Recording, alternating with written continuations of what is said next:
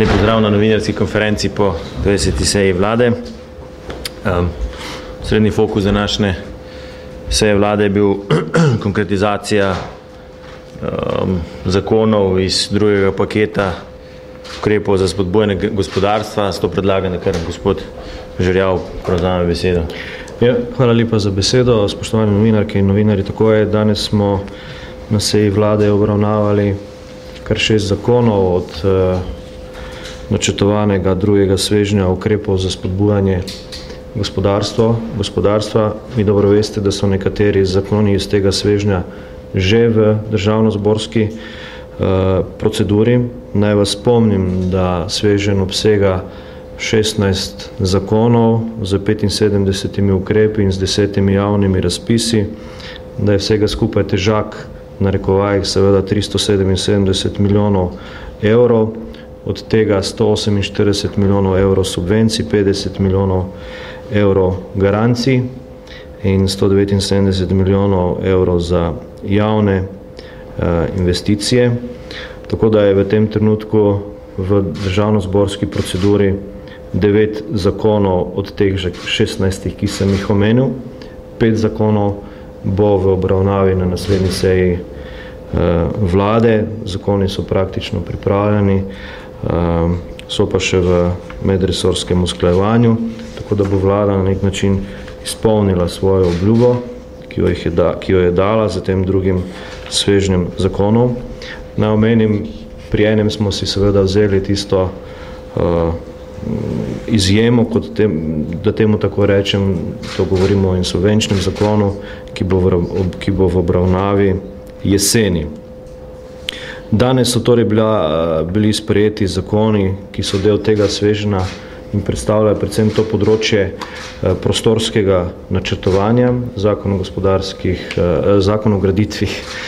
o graditvi objektov, zakon o prostorskem načrtovanju in zakon o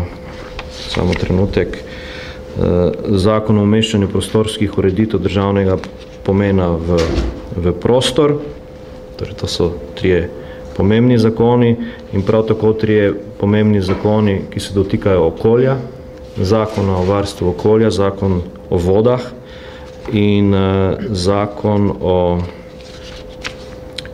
kmetijstvu, torej 6 zakonov. Pri ostalih 5, kot sem dejal, čaka na obravnavo na naslednji seji, tako da po proceduri, ki je načrtovana, bo vseh 16 zakonov v obravnavi na naslednji seji državnega zbora, tako kot smo tudi obljubili. Prav tako smo ocenili, bom rekel, razbremenitev gospodarstva, ki gre skozi ukrepe teh administrativnih razbremenitev. Poudariti je namreč potrebno, da mnoge administrativne razbremenitve, ki so del tega paketa, tega svežnja, nekje v ozadju predstavljajo pač dodaten strošek za gospodarstvo. Recimo pri pridobivanju gradbenih dovoljenj. Vi veste, da ti postopki trajajo in da je ogromno ukrepov v teh zakonih, ki smo jih danes sprejeli in o katerih bo kolega Černač v nadaljevanju povedal nekaj več, da je ogromno takšnih preprek, ki v ozadju pač pomenijo strošek. Naša ocena je, da je ta administrativna razbremenitev v tem paketu, ko bo seveda dokončno sprejet, tam nekje med 400 in 500 milijoni evrov za gospodarstvo. Torej, če vse skupaj seštejemo, vendar je ta paket, ta svežen, ni tako zanemarljiv. Je pomemben, zavedamo pa se, da seveda to ni vse, kar mora vlada storiti, da ključni ukrepi, ključne spremembe vezane na gospodarstvo šele prihajajo v tretjem svežnju, ki bo v obravnavi jeseni, torej po počitnicah. Tu je bil seveda namen, da zadevo pripeljemo pred počitnice.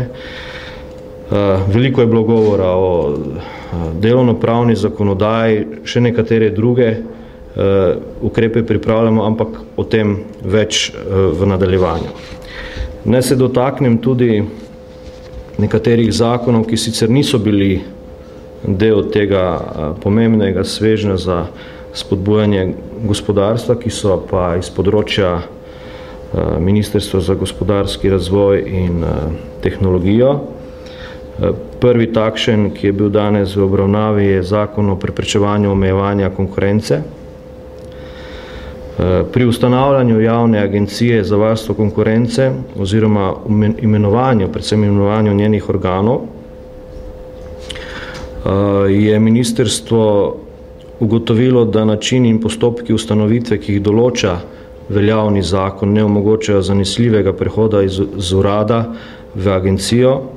Zato smo zato, da se ta prehod čim prej zgodi, šli v spremembo tega zakona. Vi veste, da je postopek imenovanja v Državnem zboru žal padel in smo bili v neki blokadi, kjer pač preprosto nismo mogli realizirati tega projekta prehoda iz urada v agencijo. Poglavitne rešitve in izboljšave predloga zakona se torej nanašajo na organe agencije, njihovo imenovanje in njihove pristojnosti. V skladu s predlogom zakona sta organa agencije svet in direktor. Direktorja agencije imenuje Državni zbor na predlog vlade. V skladu z sedaj veljavnim zakonom bi direktorja imenovala vlada. Torej, tu smo spremenili in smo šli na imenovanje v Državni zbor na predlog vlade. V primeru razrešitve direktorja vlada imenuje vršilca dolžnosti direktorja za največ 6 mesecev. Odpravlja se komisija za varstvo konkurence kot poseben organ odločanja. Svet agencije je 5-članski organ, katerega člane imenuje Državni zbor na predlog vlade, in tu smo tudi naredili spremembo. Sedanji zakon predvideva, da bi tudi ta svet agencije imenovala vlada. Torej gremo na Državni zbor na predlog vlade. Predlog zakona določa pogoje za člane sveta agencije, ki so lahko tudi javni uslužbenci zaposleni v agenciji. Direktor je predsednik sveta po funkciji. Člane sveta agencije se imenujejo za dobo 5 let in so lahko ponovno imenovani. Zaradi ukinitve Komisije za varstvo konkurence se pristojnost odločanja o posamičnih zadevah iz pristojnosti agencije v upravnem postopku, v katerih se po zakonu izdajo akti, s katerimi se postopek pred agencijo konča, prenaša na senat, ki ga sestavljajo vsi člani sveta. Svet imenuje člane prekrškovnega senata, ki odloča v prekrškovnem postopku, pri čemer svet za vsako posamično zadevo imenuje senat 3 članov v skladu s poslovnikom agencije. Zdaj, v tem primeru smo naredili pravzaprav popolno kopijo ATVP-ja, Agencije za trg vrednostnih papirov. Skratka, da so organi, pristojnosti in tako naprej enaki. Glede na to, da gre v obeh primerih za agencijo. Zdaj, rad bi dodal, da očitno na uradu seveda v zadnjih letih ni bilo vse tako, kot bi moralo biti. Jaz imam tukaj spisek upravnih postopkov, tabelo upravnih postopkov, ki jih je kar nekaj, 2 strani, 3 strani postopkov, za katere je zakonski rok že padel.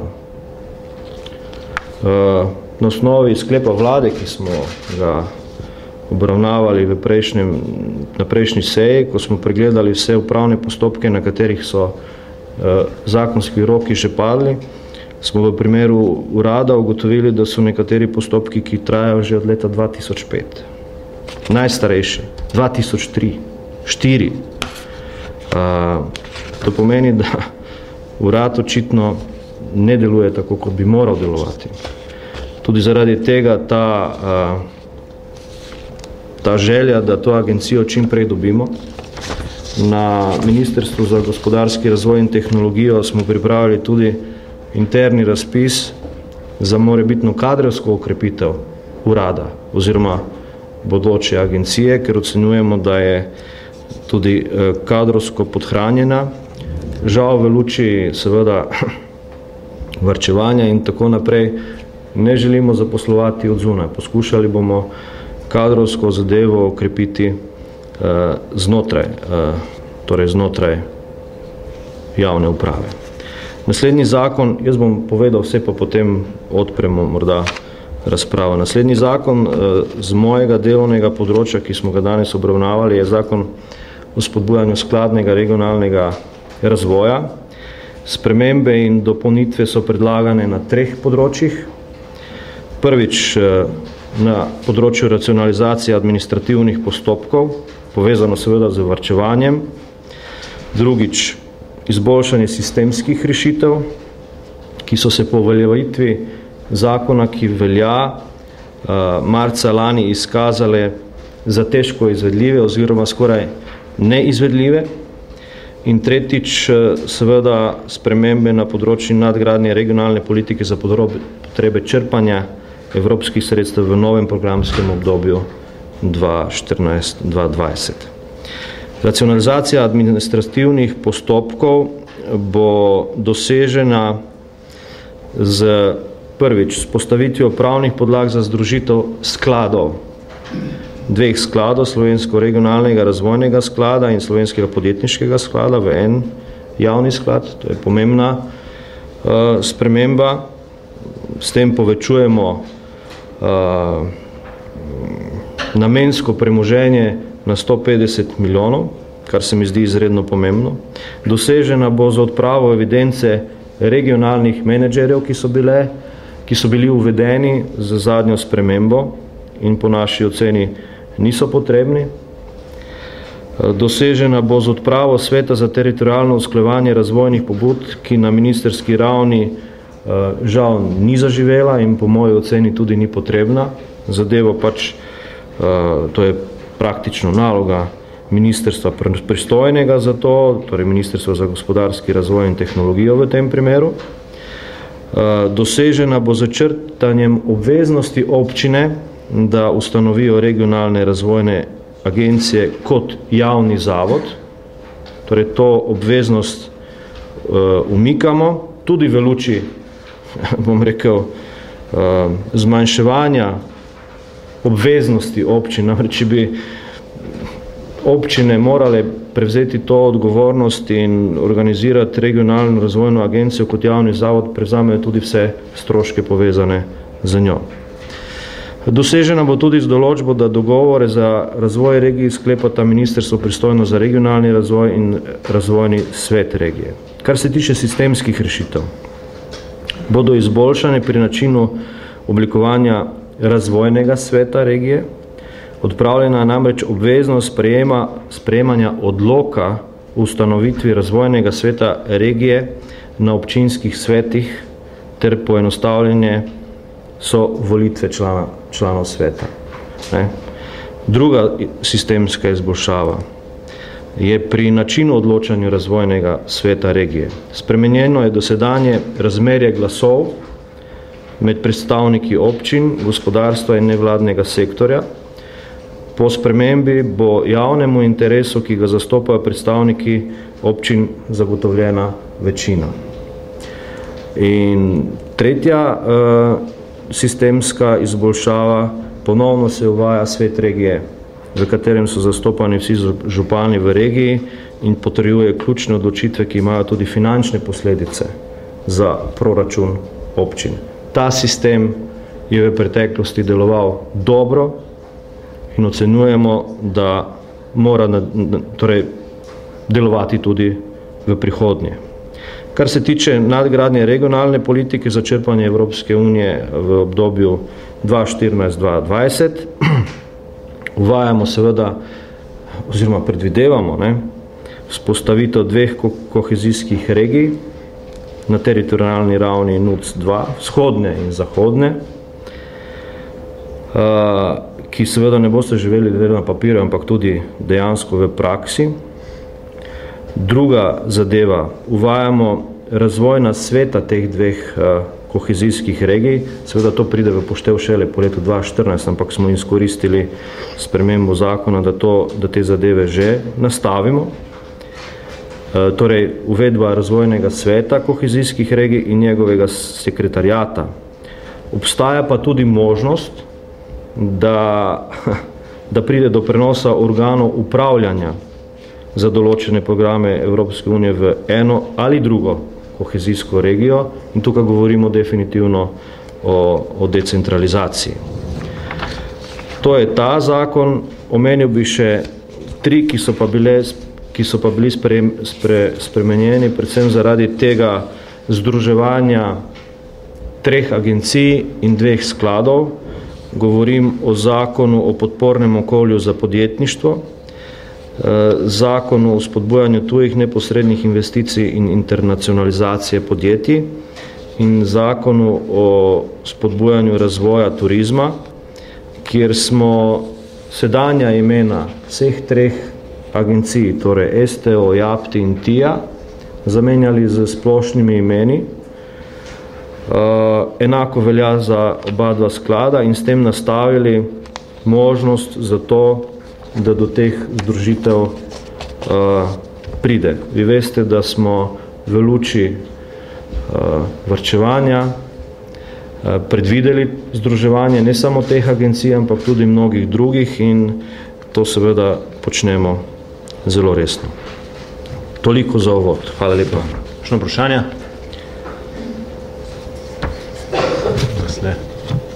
Andreja Baslej, Žurnal 24. Mene sem zanimal, v bistvu danes niste potem potrjevali tega zakona oziroma predloga zakona, ki ureja tudi v bistvu direktorske plače v državnih podjetjih. Kakšen je razlog? Bomo na naslednjič. Lahko malo še pokomentirate, ali boš ti na NLB? Lahko malo pokomentirate še, kaj ste se danes na vladi pogovarjali okrog NLB? Ali? To boste vprašali finančnega ministra. Aha, vi ne boste komentirali. Je bilo precej burno danes mandat v državnem zboru na to temo? Državni zbor ni vlada. Vem, da ni vlada, ampak vseeno mislim, da informacijski tokovi. Jaz mislim, da je prav, da na ta občutljiva vprašanja. Treba je vedeti, da je stanje v NLB zelo resno. In je prav, da minister, ki obvladuje to področje, da tudi zadeve ustrezno komentira. Jaz se ne bi želel tukaj vmešavati. Dobro, potem pa še zadnje vprašanje. Lahko malo pokomentirate, rekli ste, da imate 3 strani nekih upravnih postopkov, ki niso bili zaključeni na Uradu za varstvo konkurence. To se pravi, verjetno slabo ocenjujete delo Urada za varstvo konkurence. Bodo tudi kakšne sankcije zoper koga ali kako boste zdaj peljali ta postopek naprej, te 3 strani upravnih nerešenih postopkov? Vi veste, da smo na seji vlade, ki je bila v Pomurju, sprejeli sklep, da vsa ministrstva evidentirajo vse zaostanke v upravnih postopkih, tako na prvi kot na drugi stopnji, na način, da za vsak upravni postopek podamo 3 podatke. Naziv oziroma ime, problema oziroma postopka, kdaj se je postopek začel in odgovorno osebo. Z temi zahtevami smo seveda, te zahteve smo naslovili tako na ministrstva, kot seveda na organe v sestavi. Že res, da je bila težava priti v tem primeru do tega seznama, kar se tiče UVK, ampak do tega seznama smo prišli. Zadevo bomo seveda preverili, zakaj ti zaostanki so, v čem je problem. Pričakujemo seveda, da odgovorne osebe, ki so zapisane pri vsakem tem upravnem postopku, naj bo to UVK ali kjerkoli drugje, da svoje delo upravijo v roku. Ne pa čez 5 let ali pa čez 6 let. Skratka, roki v zakonodaji so zato, da se spoštujejo. In od teh ljudi bomo zahtevali odgovornost, da to naredijo v rokih. In nemogoče je, da nek postopek od leta 2005, 2003, 2004 stoji in da za to nišče ne odgovarja. Je nemogoče in neodgovorno. So pa nekateri postopki, ki so seveda zelo pomembni.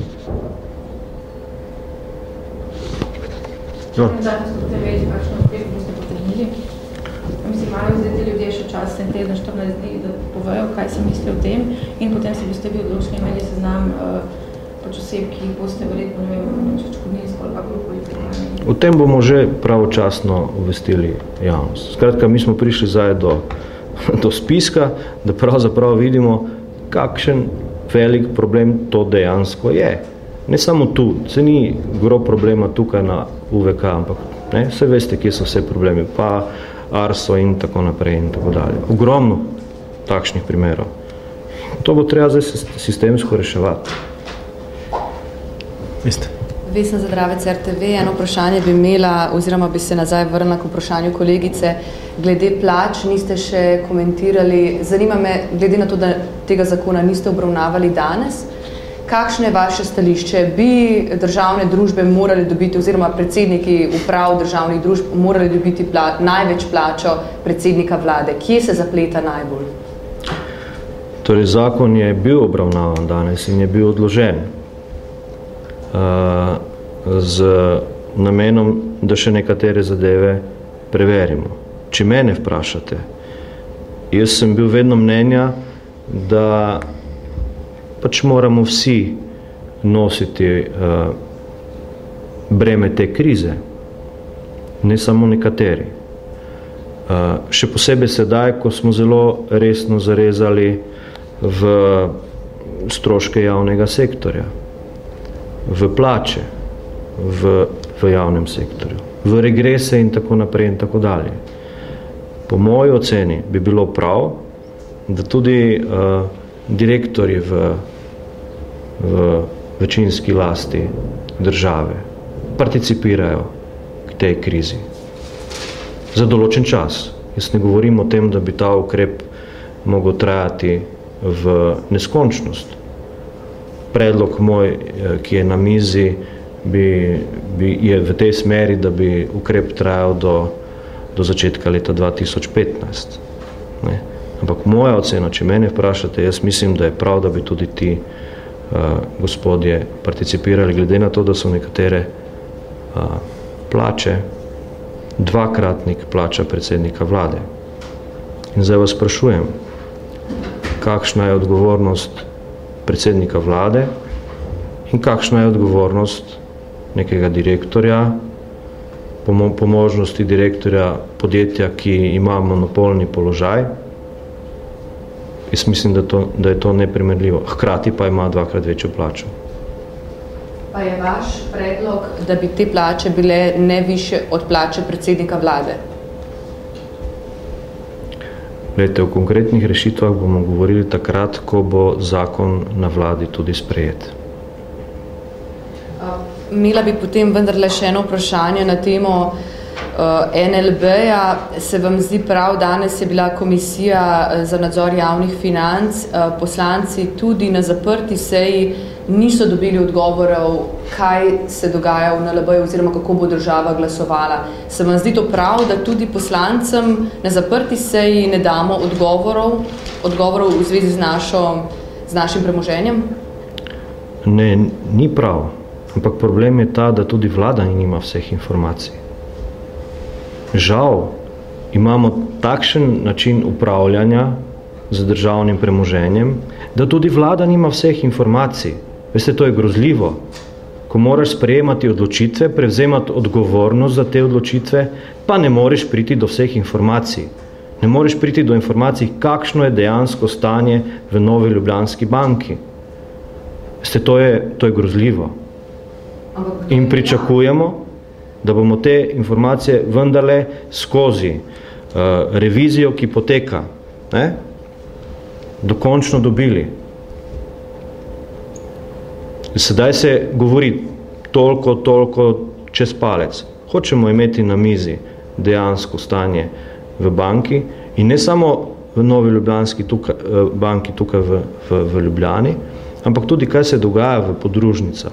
V Frankfurtu, v Švici, v nekaterih drugih podružnicah na Zahodnem Balkanu, kjer veste, da so luknje. Kako velike luknje so? Ne vemo. In to bi radi vedeli. In teh podatkov žal vlada državnemu zboru ne more predstavljati, ker jih niti sama nima.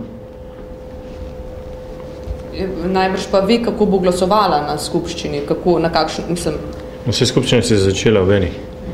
No, sej zaradi tega te informacije najbrž že mora imeti, ne? So bile umaknjene stopnje tajnosti, tako da je na skupščini že glasujejo skladno s temi pooblastili. Ja, mislim, da mora že biti, ne? Ni še objavljeno. Pa bo. Na skupščini je, vse finance sproti spremljajo. Ja, no, vse pa nismo pa tle, no bomo bi zdaj naprobeni na finance tega svetov, da nas sprašujemo tle. Ja.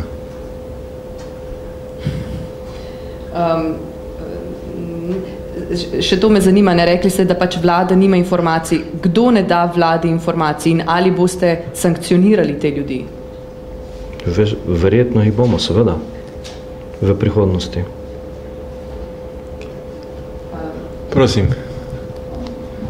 Petra Mlakar, Dnevnik. Imam vprašanje v zvezi z aneksom številka 1 k splošnemu dogovoru in sicer med domovi za starejše s koncesijo sta vanj vključena Deus Notranje Gorice in Komet Kranjska Gora. Ali to pomeni, da sta Olom Koper in Deus Črnuče izpadla? Zdaj, to je bilo po točko 1 predlagam, da se obrnete na resorno ministrstvo. Tam bo imeli konkretne podatke. To uskladijo prej na delovnih telesih, tako da vlada tega v bistvu se o tem niti ne razpravlja. Prosim. 24 ur. Zanima me, ali je bilo danes na vladi kakršenkoli govor o izbrisanih oziroma o ukrepih. Kaj pa mogoče vaše mnenje glede Evropskega sodišča? Včeraj je bila razsodba, 20 000 € je dobilo 6 posameznikov, pa me zanima čisto mogoče z vidika Evropsko sodišče je treba spoštovati, pa se vam zdi, da bo to mogoče lahko bistveno vplivalo tudi na proračun. Vemo, v kakšnih časih smo, varčujemo vse posod, zdaj Evropsko sodišče je naložilo, da mora vlada v letu dni pripraviti nek sistem odškodnin za vse izbrisane, drugače se lahko ti obrnejo na Evropsko sodišče. 25 000 je takih, zdaj verjetno vsem ne bo pripadalo to, kar zahtevajo, ampak če bo večina takih, so lahko posledice za Slovenijo katastrofalne v tem smislu finančnem. Zagata je seveda velika, ne? Če gremo množiti številke, torej teh 20 000 € za številkami izbrisanih, pridemo do grozljivih številk, ne? Teh številk vlada z proračunom, ki ga ima na razvoljo, preprosto ne more pokriti. To je mimogrede ranga velikosti varčevalnega paketa, ki smo ga sprejeli nedolgo tega. In težko karkoli v tem trenutku komentiram, dejstvo pa je, da smo večkrat slišali, da teh odškodnin ne bo. Zagotavljalo se je, da teh odškodnin ne bo, ker jih ne more biti. Vsi postopki so se peljali tako ravno iz tega razloga, ker odškodnin ne bo, ker smo se ali pa so se zavedali, da jih ne bo. Zdaj te odškodnine so tu. Ne? In zagotovo bo pred vlado težka naloga, kako zadevo dejansko realizirati. Ne? Ne vidim v tem trenutku rešitve. V skladu z zahtevami pa bo neko rešitev potrebno najti. Znala biti to, bom rekla, katastrofalna posledica, če bi se sprožil val, če bi se nekako odprle zapornice vseh teh, ali pa večine teh ljudi, ne, verjetno za naš proračun. Absolutno. Tega denarja ni, ne. Skratka, nimamo ga nikje v žepu, da ga bomo vzeli ven, pa bomo preprosto izplačali te odškodnine, ki so grozljivo velike. Mogoče samo še to, če bi se zgodilo to, recimo, da bi šlo tako daleč, da bi se lahko, bom rekla, skoraj vsakdo obrnil na Evropsko sodišče in potem bi to odločilo, tako kot je v primeru teh 6, da se morajo odškodnine izplačati. Kaj potem ostane? Govorim, Evropsko sodišče nekaj naloži, nekaj zahteva, kaj pravite, denarja ni? No, gledajte, zdaj, prvič zagotovo je treba zadeve preučiti. Ne. Jaz osebno še nisem videl sodb in vsega, kar piše in pravnih posledic in kakšne so pravzaprav zdaj naše pravne možnosti, da se pritožimo ali karkoli. Ne. Zadeve je treba natančno preučiti in preden bomo skočili ali karkoli dokončnega povedali, seveda to videti. Ne. Preučiti in potem videti, kako naprej. Sigurno zadeva ni enostavna. Še kakšno vprašanje? Če ne, se ministre zahvaljujem. Tudi jaz vam. Dovolite mi, da morda izpostavim še eno temo iz današnje seje vlade. No, morda samo toliko, da zakoni, ki jih je iz resorja ministra Černača in ministra za kmetijstvo in okolje omenjal gospod Žerjav, bodo predstavljeni na posebni novinarski konferenci.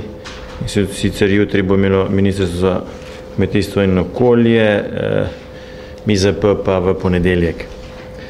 Torej, vlada je sprejela tudi predlog zakona o spremembah in dopolnitvah zakona o prevozih v cestnem prometu. Zdaj, osnovni namen zakona je celostno urediti subvencioniranje prevozov dijakov in študentov zaradi preglednosti in predvsem tudi zaradi optimizacije, da se vsi tovrstni odhodki prenesejo na enega upravljavca, to je na Ministrstvo za infrastrukturo in prostor.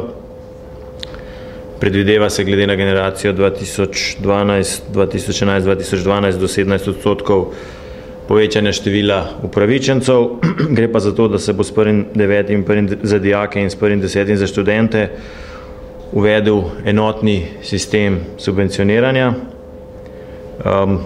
Ta predlog pa omogoča tudi separatne posebne dogovore z mestnimi občinami. To je v bistvu temelj za uvedbo enotne vozovnice, ki je tudi v planu dela.